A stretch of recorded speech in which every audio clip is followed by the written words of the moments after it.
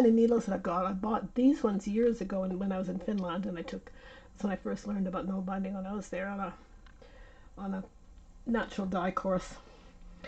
There's this one, and I had another one, but I've lost it. And then I sell a few of these different ones on eBay and different websites and stuff. These ones and this one and these kind of wooden ones. But I found a beautiful hand carved needle that I found from an Etsy shop. It's made by Sami people. I can put a link to the website later on my page. It's absolutely gorgeous and I love it. So yeah, so you do it with a great big needle and you just knit with the yarn around your thumb. And my dad used to tell me about null binding. He called it peukaloukkude, thumb knitting is what he called it. And he said to me, Päivi, someday you've got to learn how to do this. Well, someday when you get a chance, learn how to do this. It is the best thing ever. It's way better than knitting. My mom used to be a really great knitter, and she'd always make him hand warmers when he'd go out fishing. And he says they're very nice, but don't tell your mom. But they're not warm. They're not warm like my mom used to make. But I don't dare tell her because they're so beautiful. But they're thin. My mom used to do it somehow. She tried to teach me how, but I don't know how. She just wrap it around her fingers and twist and turn the needles around, and she just did it. But so someday, if you learn how to do this, that would be amazing. So I guess I went on a quest to figure out how to do this. So put this down here. Can you see? Yeah, so what I do first is I tie a knot, well, tie a loop, and I make that a bit bigger. So I have a bit of a tail. Make a loop, put it on your thumb, and now I wrap the yarn 3 times around my thumb like this. Thread the needle first. Wait.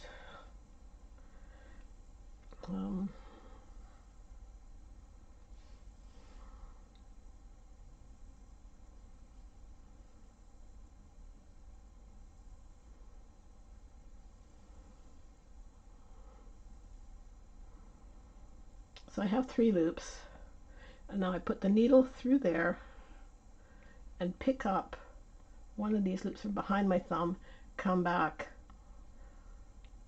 and pull it through.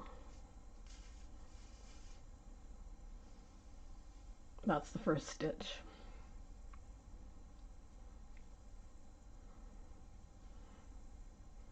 Then I pick up one off my thumb, leave one on my thumb, pick up one behind there, turn it around and pull it through.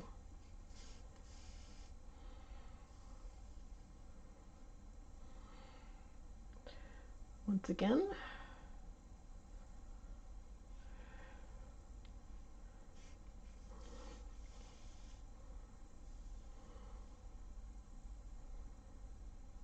Once again.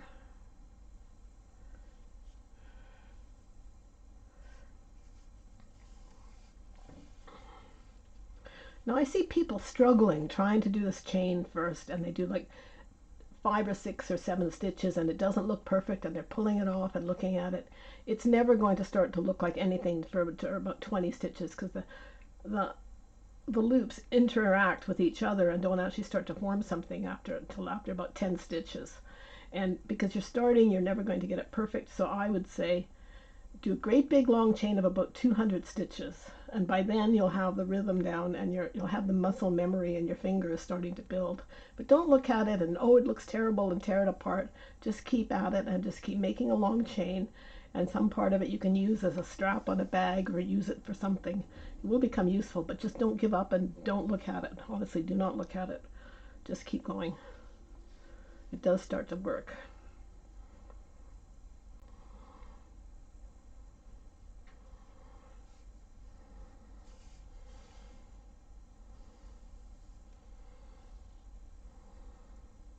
So pick up a stitch, go back. There's all these loops that are starting to form, but those don't start to form until you've done 5 or 6 stitches. They're not there because you haven't made them yet, and they're all interconnected. So don't try and think, where's the stitch? Just keep making loops.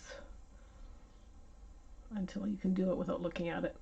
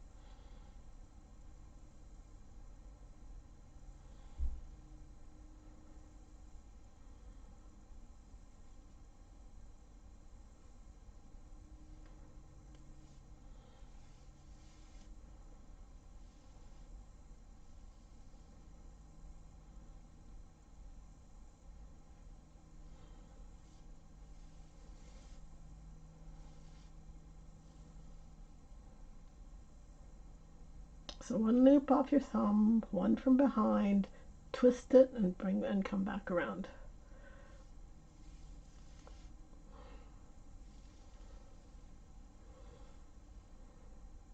One loop from your thumb, one from behind, and turn it counterclockwise and come back through.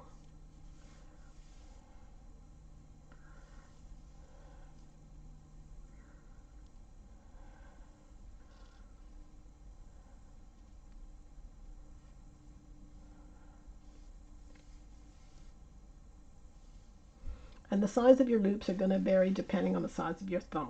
I've got fairly fat thumbs, so my stitches come out big, but that's okay. If you really want to do thin, narrow stitches, you can pull it to fit the size of your needle. This is a fairly slim needle, so I could do this, come around, and then before I pull it through, I can pull that and adjust. Oh, maybe it doesn't work very well.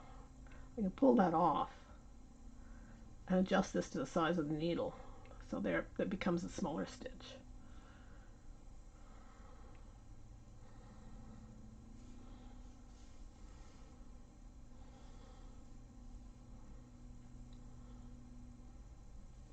So now, because that's a smaller stitch, it's not going to sit there remaining on your thumb, so you've got to pick up two from behind, twist it, come through, tighten this here before you pull it all the way through, and then put it through the needle. Okay, so one remaining on your thumb. Pick up two stitches from behind, counterclockwise, come back. Before you remove it from the needle, tighten this stitch.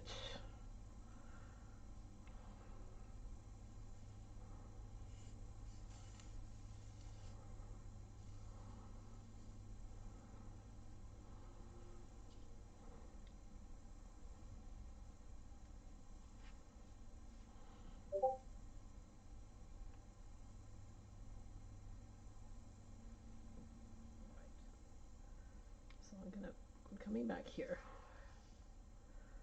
I'm going to go back to making the thumb size because I like that better. Pick up two.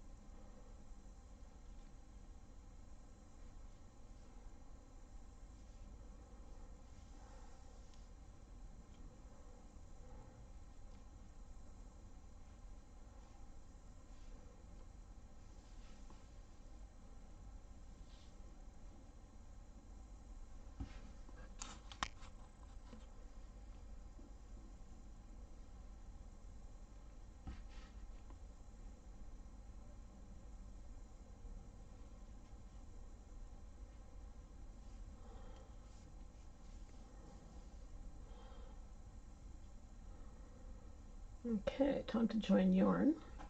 So the chain is starting to look like that, and then here is where I went tighter and the stitches went funny looking.